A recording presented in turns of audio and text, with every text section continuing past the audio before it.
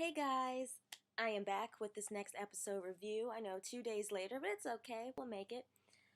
Wow, I just got done watching the episode and I am just completely shocked by what happened at the very end. And listen, I'm just going to start with Emily and her whole storyline situation. So, we all know Emily hurt her shoulder, correct? We all remember that. So, she hurt her shoulder, and her mom mentions to her that there's like a new method for her shoulder that she can use. It's like a series of injections she'll need to get over a period of time. And Emily's like, okay, I'll go to the appointment, but she doesn't end up going to the appointment because when she was with her mom at the police station, she noticed that one of the other workers at the police station had Wilden's apartment key.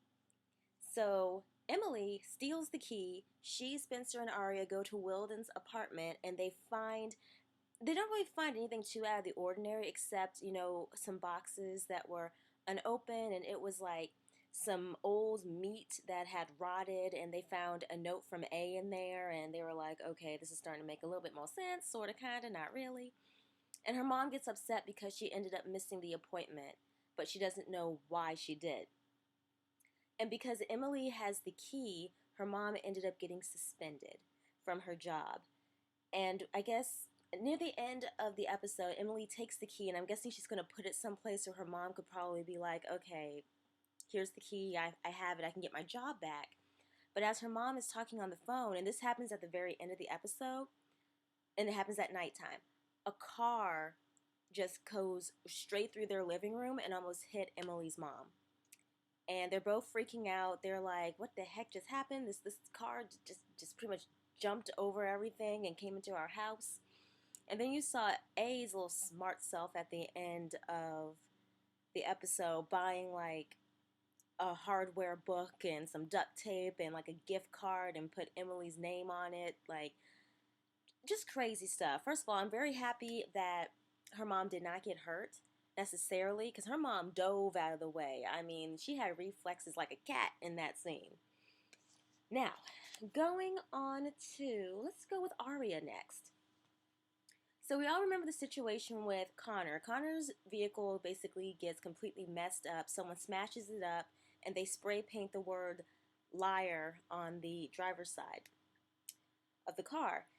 And Principal Hackett comes up to Arya and he starts questioning her about her brother Mike and saying things like, things about like his medication and just things you honestly shouldn't ask a student. First of all, one in the hallway of the school, that to me was just very rude. He could have called her to his office. I mean, let's be honest. Even though certain questions probably should never have been asked towards her, I found that to be very, very rude. And then Arya, this is, okay, I am so proud of Miss Arya because I know the show was called Pretty Little Liars, but can we keep it real with each other real quick? It's about time somebody told the darn truth, okay? When Arya's dad asked her what in the heck is going on, she tells the truth. She says, this has all probably happened because of me. Connor tried to kiss me. I told him I wasn't interested. He said some things he shouldn't have. And then, his car pretty much gets messed up. And her dad's like, why didn't you tell me this sooner? But she did tell him. And Ezra has to step in because he and Arya talked a little bit, and then he confronts Principal Hackett, and he's basically saying, first of all, you're basically saying Mike did this based on what? What kind of facts, what evidence do you have? And eventually everything is just dropped, and Mike says near the end of the episode to Arya, I wish that I had done that. Because if anyone ever hurts you, it basically is going down. And in a way, the way they set it up made it look like Mike did do it, but at the same time, it's kind of like, meh, who knows? Next, let's go with Caleb and Toby. Caleb and Toby are taking the time to kind of go through all the information that they know, and then they go to, I guess you could say like an airfield or some type of an office where the plane that was there the night of the fire was at, and they talked to this guy. And I believe his name was Nigel Wright. I think I got that right. See what I did there? Anyway, point is, he looks at the plane and he says, okay, yeah, the plane, like something about Delaware, and then there was no reason the plane should have been where you guys say it was, because, I mean, it could have been, it could not have been. Turns out he was lying, because as soon as Toby and Caleb leave, he gets on the phone and he starts talking to somebody. Then they come back and confront him, and then he mentions that the person that like the blonde girl, he was like, I don't remember her name. And they're like, yes, you do. What's her name? And he says, Drake, Cece. Homegirl has stepped into the picture again, little Miss Cece Drake. And then Spencer and Toby, they end up talking to each other.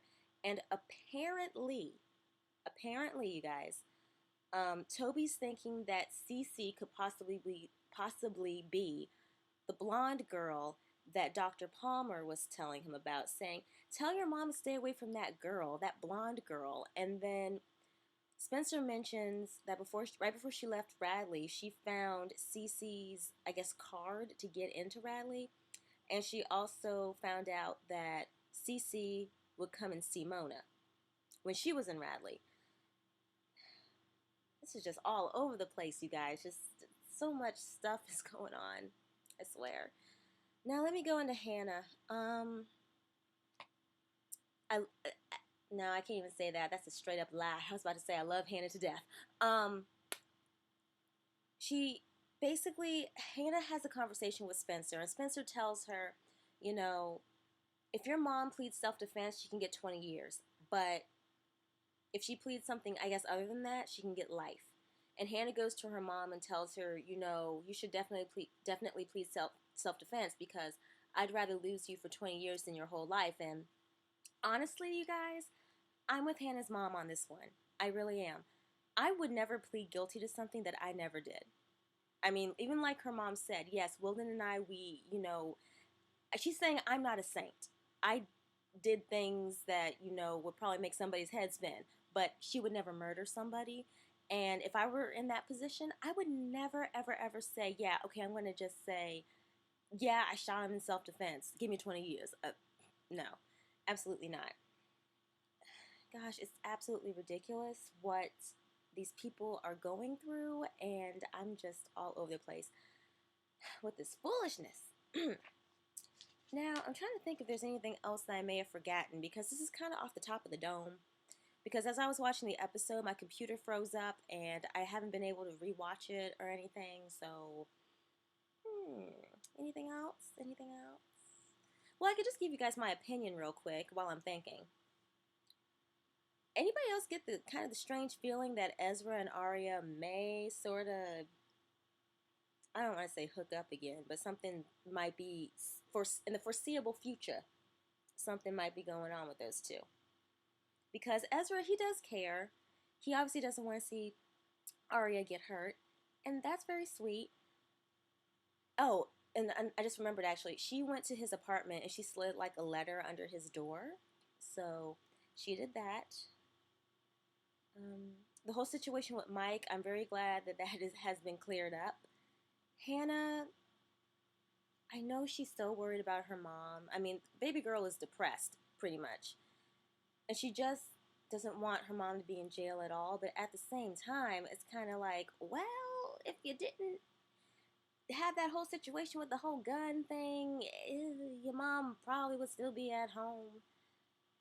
And honestly, I just really hope that they're able to get her mom out of there, because that's just, I couldn't imagine my mom being in jail. With Emily, like I said, I hope she somehow is able to return that key, because even with all these circumstances with the car and everything and her mom, I hope something like that can happen, or she does get the key back, because, I mean, they don't have as much money. Their financial situation is a little skewed, so that's going on. I think it's so cute how Caleb and Toby have kind of like, and I read this online, like a little bromance thing. It's so cute. Because they're working together to figure out what's going on, how to clear Hannah's mom's name. Spencer. So that's pretty much all I have for you guys. The episode was pretty good. Didn't really pick up for me until, you know, Caleb and Toby confronted the Nigel guy. Oh, speaking of which, he actually, that's what I forgot to mention. He apologized to somebody. We don't see them necessarily, on screen. He apologizes and says, I'm sorry, babe, for everything. And I read somewhere that people think it's Jenna, possibly, because on the table you see dark glasses and a cane. But I'll let y'all figure that out. Anyway, my point is that that happened, and yeah, it seems like every person they all run into has something weird going on with them. Like they're connected in some way, which I guess, that goes with the story. But anyway, I hope you guys enjoyed this review, and I will see you all in the next one. So, take care. Oh, and before I forget, excuse me. I just wanted to thank you all so much for uh, your sweet comments about my singing voice. Thank you all so much. If you guys haven't seen that video, it's the video prior to this one. So, yeah, and I'm going to be okay, guys. I'm still alive. I'm still breathing. Take care. Bye.